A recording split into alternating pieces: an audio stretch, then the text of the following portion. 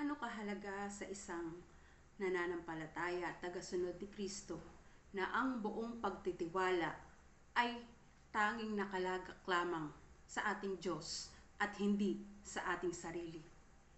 At ano ang resulta na ang ating lahat ng mga balakin, lahat ng ating mga plano ay isinasangguni natin sa Diyos.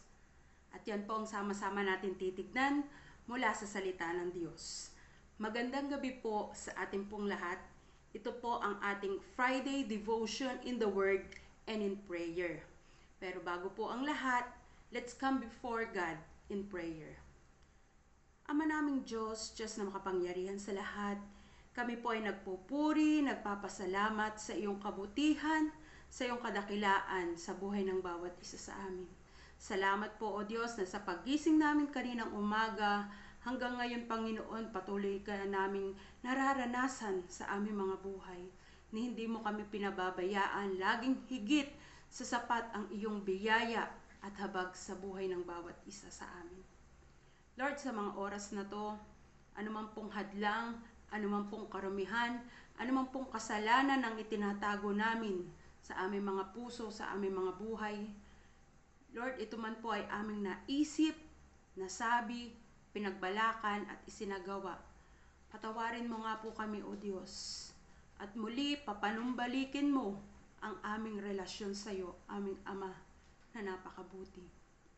Upang malaya ka naming mapakinggan, upang malaya namin na ang iyong mga salita ay maunawaan namin sa aming mga puso at aming mga buhay.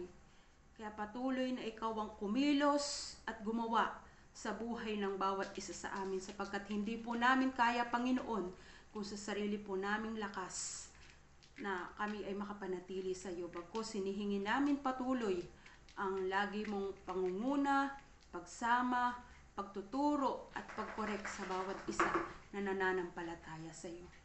Sa gabing ito, Panginoon, amin pong itinataas ang lahat ng mga may prayer request sa pangunguna po ni Leon Kurt Bendanya, Ray Clementine Constantino, Arian Gimbor, Marlon Deloy and family, Prince de la Passion, Nathaniel Sabug, Eva Erenea, Eliana Castaloni, Anthony Reyes, Jack Niquinto, Anita Roque, De la Cruz family, Romilyn Balane, Noel Legaspi, Flora Abrugar, Angelita Alcantara, Edison Sacramento, Candice Aguirre, Francisco Ganson, Jose Llenas, Kelly Mendoza, Adelina Dilig, Loida Garcia, Efren Alamag, Cristino Diloy, Rosana Velasco, Rosched Avenida, Gloria Martinez, Inocencio Sacramento, at si Mary Manansala. Lord, sila po ngayon ay may mga prayer request na itinataas sa iyo.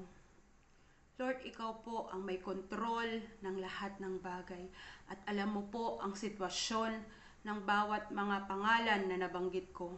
Lord, amin po silang itinataas sa iyo. Pinagkakatiwala po namin sila sa iyo, Panginoon.